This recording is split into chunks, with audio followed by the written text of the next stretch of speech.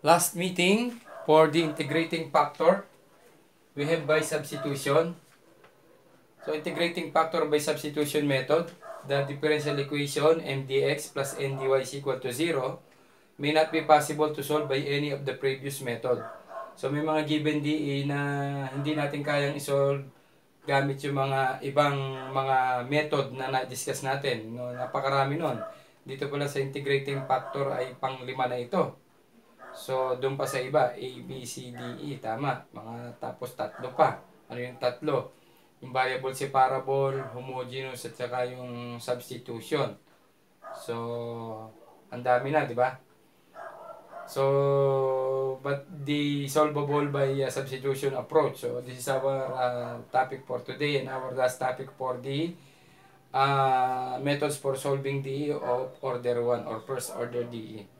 So this is done by changing variables to transform the DE into a type which we know how to solve. So papalitan natin ng ibang variable yung given na DE at mag-arrive tayo sa problem na alam natin kung paano i-solve na way.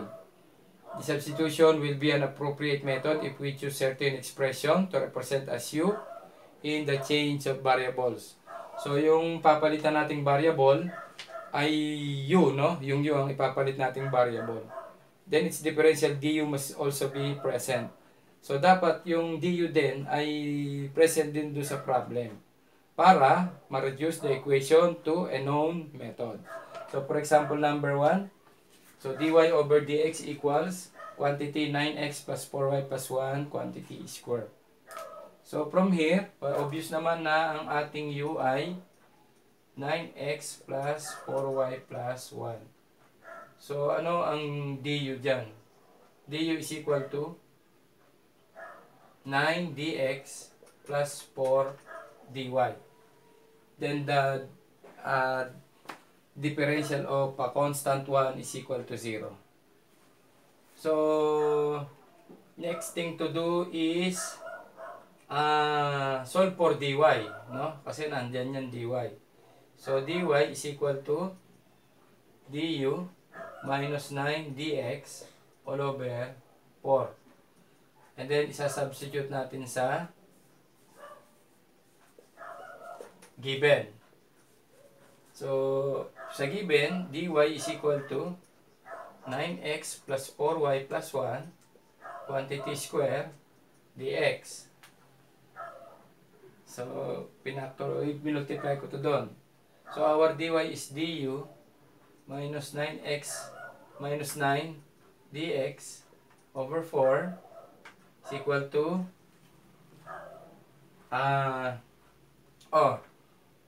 tama. Okay, yan yung ating dy. And then, I have here now u square and then dx. Paano nangyari yun? So, yung dy, ito yun, ito na. And then, ito ay u. And then, dx. So, cross multiply again. Du minus 9 dx is equal to 4u square dx. And then, pagsamahin natin lahat sa isang side ang dx. Okay? Or, factor out natin ang dx. 9 plus 4u square and then dx. Inuna ko lang yung number na 9, pero ganun din yun, di ba? And now, this is variable separable. So, yun ang method na alam natin. So, pag nag-variable separable na, so, i-divide natin to lahat by, yun lang, 9 plus 4u square. So, ang mangyayari dyan, du all over 9 plus 4u square is equal to dx na lang. Okay? And then, integrate natin. So, ito, walang problema. X ang sagot dyan. How about the left side? So, this is will be 1 all over A arctan of U all over A plus C. Whereas our A square is equal to 9, A is equal to 3, U square is equal to 4U square, and U is equal to 2U. So, ang answer natin sa left side is 1 all over 3 arctan u all over 3. And then equals x for the integral of dx plus c. Since wala naman lumabas na ln, c lang siya. So, kapag minultiply ko sa 3 ito, I have now arctan of 2u over 3 equals 3 times x plus c. Okay? So, pwede na tayo mag-final answer. Arctan of 2, what is u? U is 9x plus 4y plus 1 all over 3 equals 3 multiplied by x plus c. Okay? So, yan yung ating final answer for example number 1 by substitution approach.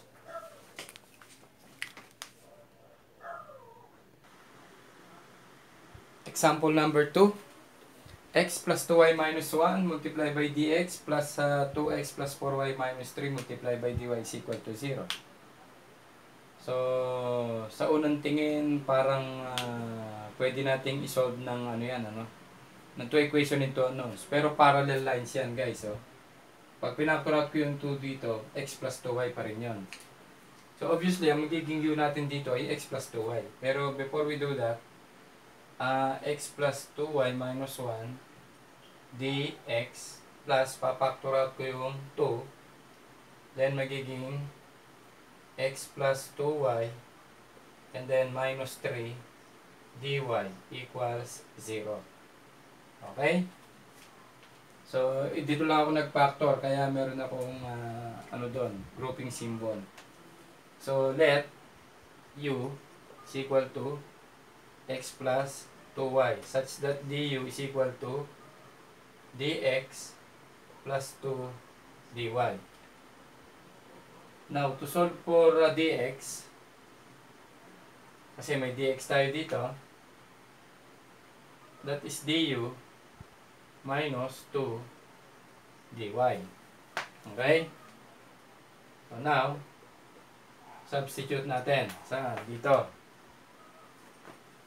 So, I have now u for x plus 2y minus 1 and then dx plus 2 u, okay, minus 3 for dy. Oh, pero yung dx nga pala, substitute natin. Ano yung dx? Ang dx ay du minus 2 dy. Okay? U minus 1 and then 4 dx plus 2 and then u minus 3 dy. Okay yun? So, kahit na ito na lang grouping symbol natin is equal to 0. So, next thing to do is multiply. So, u du minus du and then minus 2u dy plus 2 dy. Ulitin. U du minus du minus 2u dy plus 2 dy.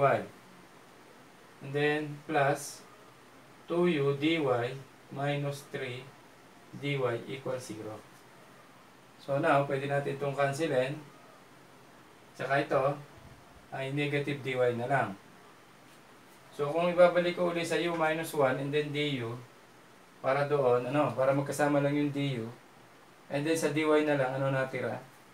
Minus dy is equal to 0. Okay? So, binalik ulit para yung du na lang yung makikita natin and then cancel na to or 0. And then this is minus dy is equal to 0. So here, the integral of u minus 1 du minus integral of dy is equal to integral of 0. So ito ay power formula, no? So u minus 1 square over 2 minus y is equal to c. or u minus 1 square equals 2 and then c plus y. Bakit gano'n? Ito, pag tinranspose ko, kahit hindi ko pa minumultiply sa 2 yan, c plus y na yan. So, nung multiply ko sa 2, ganyan na nangyari.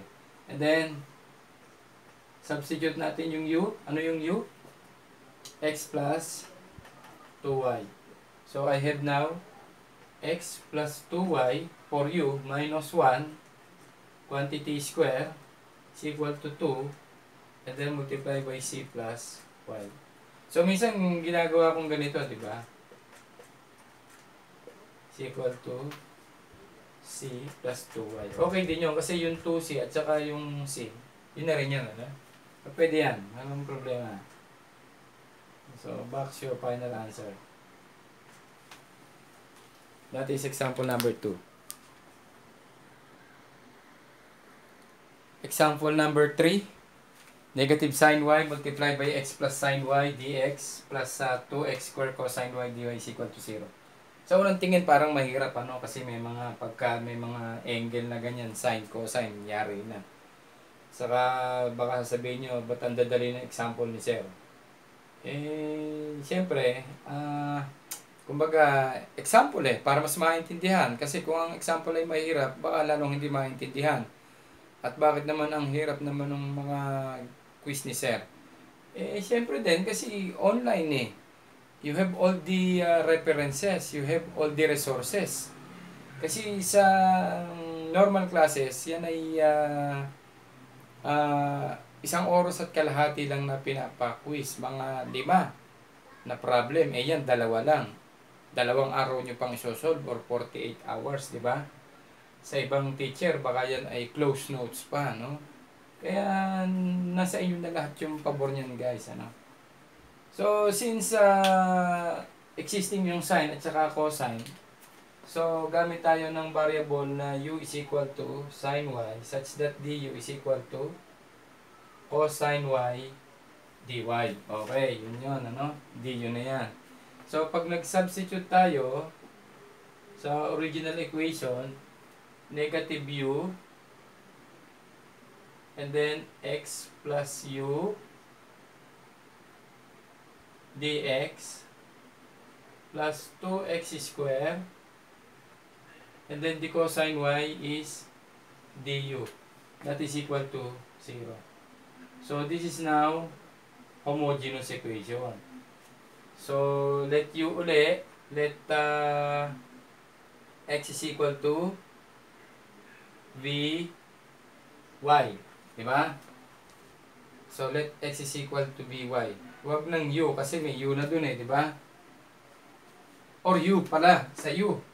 Dahil mas madali o du. Dito, pagka x matagal. So, dito na lang. U is equal to vy. Dapat present yung isa, no? Present yung isang variable. So, tingnan natin. Pagka nagkamali tayo dyan, u is equal to vx. Okay, dapat present yung isang variable. Okay? Kasi ako din mismo, guys, hindi ko kabisado yan ha? So, kumbaga, inaaral ko din muna bago ko ituro sa inyo. Okay? Kaya kayo, aralin nyo din. Mag-aral din kayo. Mahirap talaga guys. Yung mga proof naman na ang turo ay dire-diretso, kabisado na nila yun tayo, nagtuturo tayo ng physics, ng ibang mathematics, tsaka i-subject, no? So, for du, that is b dx plus x dv. Okay? Ang mahirap, yung nagsusolve ako dito, nakatingin ako ganyan, tsaka ako sinusulat. Yun ang mahirap, guys, di ba? So, pag medyo alanganin ako, ipopost ko, titingnan ko, gano'n. Pagka nagkamali, di burahin, gano'n lang naman So, saan natin siya substitute yan? Dito, no? Okay. So, negative vx and then x plus vx dx plus 2x square. Our du is b dx plus x dv. Okay? Equals to 0. So, I have negative vx squared dx minus v squared x squared dx. Okay? plus 2v x square. Kasi una naman yung v bago x, di ba? wx, vwx. So, kaya una yung v. Ganoon. dx plus 2x cube dv is equal to 0. Ulitin. So, 2v x square and then plus 2x cube dv is equal to 0. Ano pwede natin i-ano dyan? Pagsamahin. Ito, di ba? So, ilan ang matitira? Isa na lang. So, I have na 1v x square dx minus v square x square dx plus 2x cube dv. So, itong dalawa, hindi nagalaw yan. Ito yan. Ito lang pinagsama. Yun. And then, i-divide ko ng ano common? X square. So, ano matitira? V dx minus v square dx plus 2x dv equals to 0. Okay? So, now, I have now factor out v and then dx. So, ano matitira? 1 minus v. Okay? Plus 2x dv. So, this is now equals to 0 and that is variable separable. So, tingnan nyo, no? Kaya dugtong-dugtong yan eh. So, I will divide this by v, 1 minus v, nagpapagulo, at saka x. So, ano matitira? Dapat nga, pinapakita niya ganun na nagka-cancel kayo, di ba? So, dx over x for first term. And then plus 2 dv over v multiplied by 1 minus v is equal to 0. And then, pag in-integrate ko yan, yan ang nawawala eh. Di ba? Imagine, wala integration, sagot agad. Paano nangyari yon? So, walang problema. ln x, ln c. So, ito ay by parts. So, pagka by parts, yung nalang na 2 all over v, 1 minus v is equal to a over v plus b, 1 minus v. So, 2 equals a, 1 minus v plus b, v. If v is equal to 0, so solve a. B ay 0 na. So 2a, 1 minus 0 is 1, and then plus b. So a is equal to 2. Okay? And then if v is equal to negative 1, ano magsi-0? A. Solve natin ang b. So 2 equals 0 ang a, and then b times 1, negative 1. So b is equal to negative 2. Okay? So b is equal to negative 2. So check natin. Pause ko muna para hindi tayo lumala. Oh, kita na. So hindi dapat negative 1 kundi 1 lang, kasi pag negative 1 magiging 2 yan, ano? So dapat 1 lang. So kung 1 ito at 1 ito, dapat ito ay 2 din. Tama. Okay. So continue. Kaya pag medyo alanganin ako, po-pause ko tapos balikan yung problem. Ganyan. Okay. Next. Huwag mo ibabox yan, hindi yung sagot ha. Yan yung mga answer para sa coefficients. So ito ay the integral of dx over x plus ito mismo ay integral ng a all over v plus the integral of v all over, substitute na natin 2 and then dv plus 2 para sa b and then dv all over 1 minus v para dun yun. Equals to integral of 0. So, I have here now ln of x plus 2 ln v minus. Bakit minus? Kasi yon, di ba? Ang u natin ay 1 minus v, ang du ay negative dv. Kaya minus. So, 2 ln 1 minus v is is equal to ln of c. So, ln x plus v, no, x multiply, sige, pakita lahat, okay.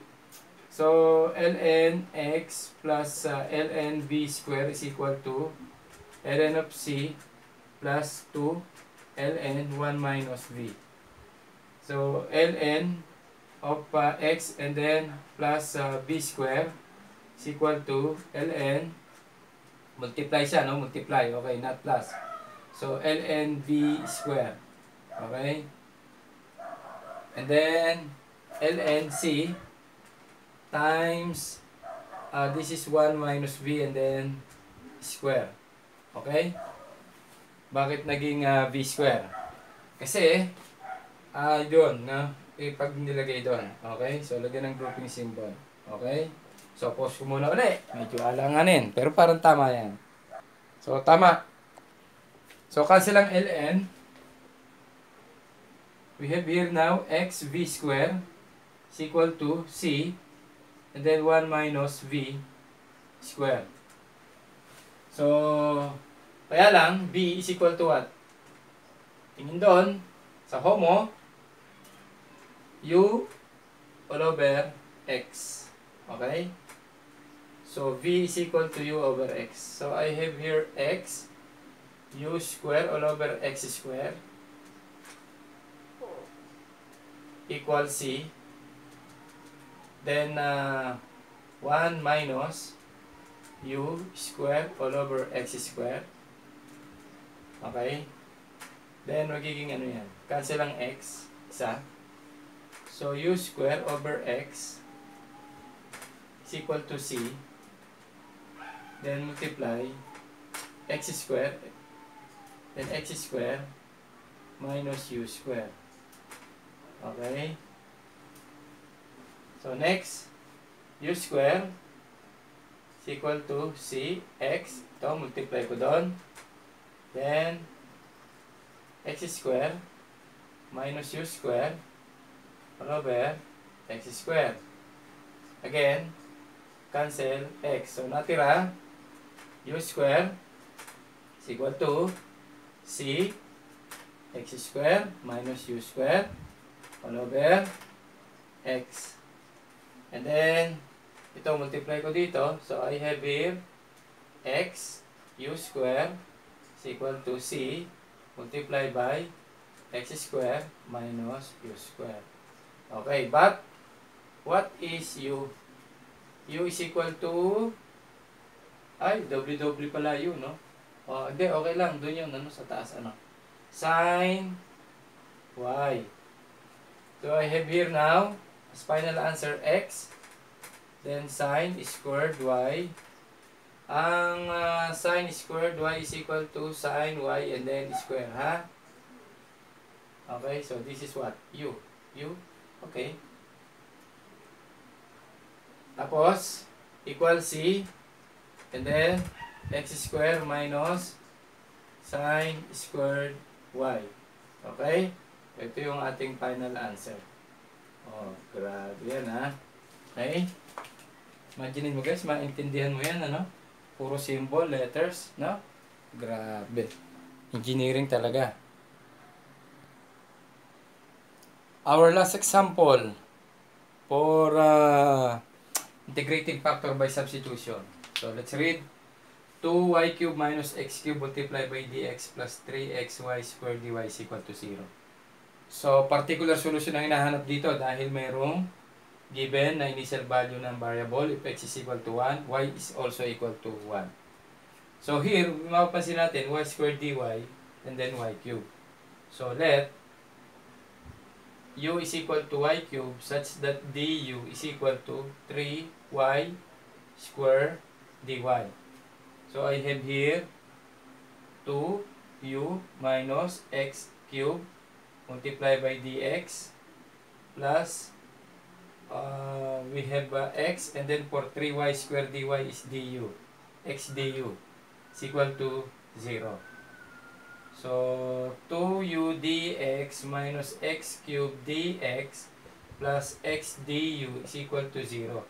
if I will divide this by x, so 2u dx over x minus x squared dx plus du is equal to 0.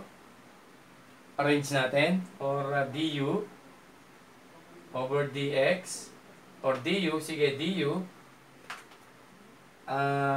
plus 2u dx over x minus equals x squared dx, or du over dx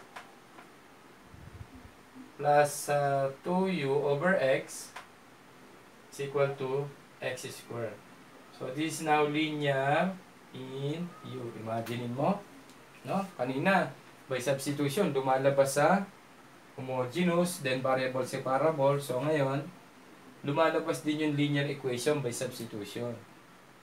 So, y, pinasa gitna, as a y as a function of x is equal to 2 all over x, or function of x is yung nasa gitna is 2 over x regardless of u.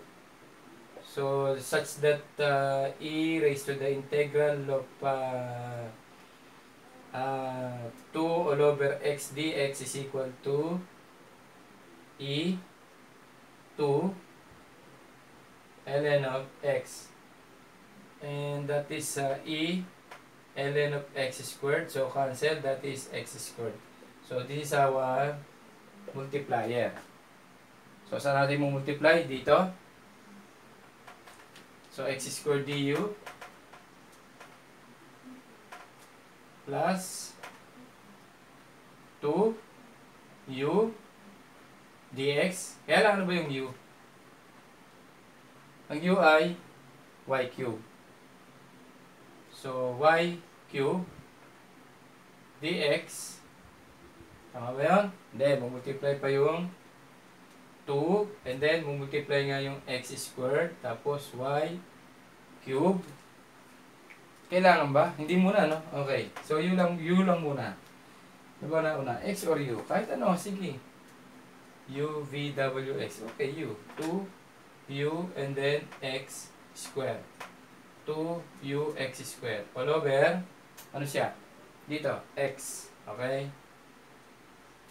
And then, dx. Tama ba? Ulitin. So, x squared du, 2u, tapos, multiply nga yung x squared over x, tapos dx is equal to x to the 4 dx. And then, integrate natin. The integral of, bakit du pa rin yun? Bakit du pa rin?